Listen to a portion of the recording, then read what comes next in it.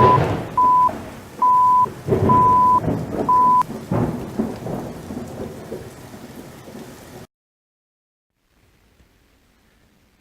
everyone, Hydra Head here, and let's talk about manga. This is Batman and the Justice League Volume 1. This is manga brought to you by DC. They have Shiori Teshirogi doing she's the mangaka, so she's doing the writing and the drawing and all that stuff. She is a real mangaka. If you're not familiar with her name, they actually tell us about her. She's the literal cat lady, but she wrote Saint Seiya: The Lost Canvas, The Myth of Hades, and apparently The Lost Canvas was so popular it became an anime. So she's got some credentials. Her art is good. I like it. You'll see what it's like. I have a few complaints about like her proportions, but it's not anything that ruins it. It's just, as you can tell from the cover, her head size and location doesn't always seem like it matches the structure of everybody. Also, Bruce Wayne and Clark are like wicked young looking, which isn't a bad thing or anything. It's just just a difference. Anyway, this is actually really good. I enjoyed it. It's fun to read. My complaints would be that one, DC is charging $12.99, which is a lot. That's like what you get for one that was made and released in Japan and then translated and then came over here and isn't through one of the major guys like Viz. So $13 is a little bit expensive. At the same time, you are getting a lot, and they do a lot higher quality paper and cover than your typical manga. Very, very heavy, thick. I've been flipping through this quite a bit. The binding's staying all right. So, I mean, it is high quality, which I suppose is why they're charging so much.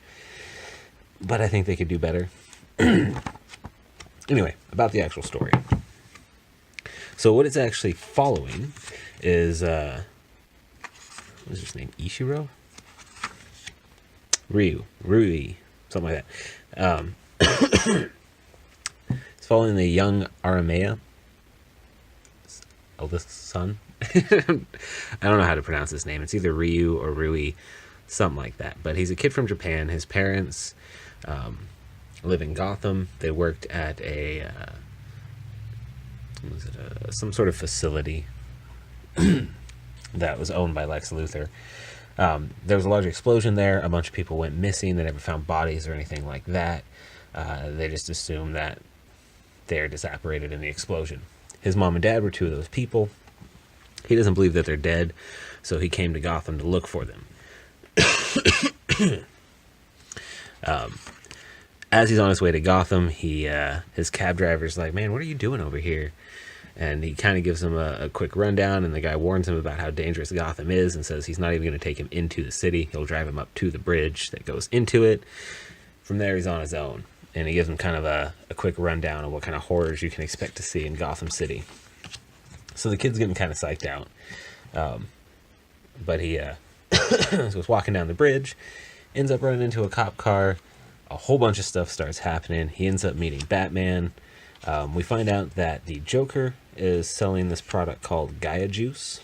And what Gaia Juice does is basically takes away all your inhibitions and pretty much turns you into a crazy killer.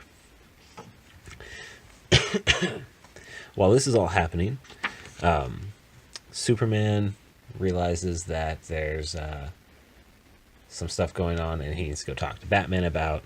Batman finds out that Joker may or may not be working with Lex Luthor. Our main guy meets Lex Luthor, and that's one thing. The mangaka doing this has a very good understanding of both Lex and the Joker, in my opinion.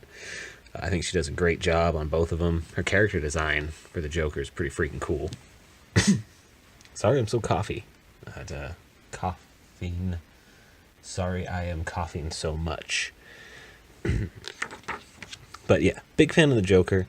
Also, the Joker storyline is pretty in-depth in this. And Lex, really, really, really like the way she handles Lex Luthor. Albeit, we don't get to see him a lot. but he makes a very powerful statement of what he is in there.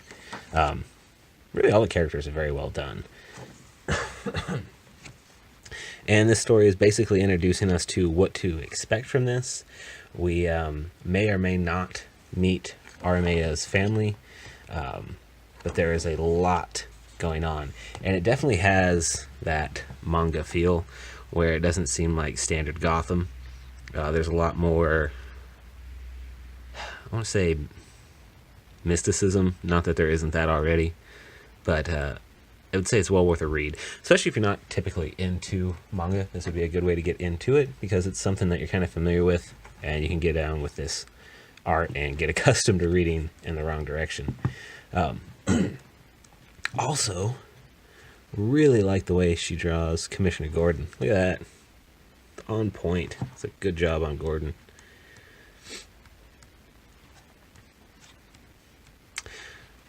I don't want to give away too much, but basically where this one leaves off, we get to finally meet the Justice League, and they're all meeting up with Clark. Some very, very good artwork. They also, I don't know if the Half-Blood Prince of Atlantis, because Aquaman's never been my thing. I've just never really been all that interested. But we got some serious stuff going on with Aquaman and the Half-Blood Prince of Atlantis, and he looks pretty dope. So the next issue, or volume rather, should be pretty sweet. But the main reason I'm flipping through, I'll show you the character designs. That's Wonder Woman, of course. We got Batman and Bruce Wayne, as you can see what I mean by him being fairly young looking. Younger than you would expect. Clark Kent looks like he's in high school still, except for when he's all throbbed out as Superman. Great design, though. I'm not bitching about that at all. Aquaman looks freaking cool. Another shot of Wonder Woman.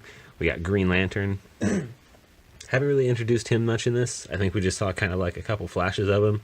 Pretty interested to see how he's handled and to see which one he is.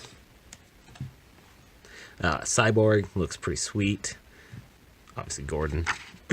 Rui, or Rue, or Rai. I don't know how to pronounce that. He's our main character, though. And when you first see him, it's pretty easy to mistake him as a girl. He's just very, very, very feminine. There's definitely a boy. Love the Joker. The the posture is just hilarious, in my opinion. And then we got this bomb-ass interpretation of Harley Quinn, who, honestly, Harley Quinn is my least favorite character in any universe, but she does great cheesecake. So yeah, I would recommend this, even if it is kind of expensive. It is fairly high quality. So, yeah, I would say take that to the bank. Anyway, sorry for the shit review. Just doing my thing. Oh, and happy Thanksgiving to everybody. I don't think I'll have a video out on Thursday. I'll try, though. We'll see what else I can mumble on about. Anyway, thanks for watching. Yo, Hydra, baby.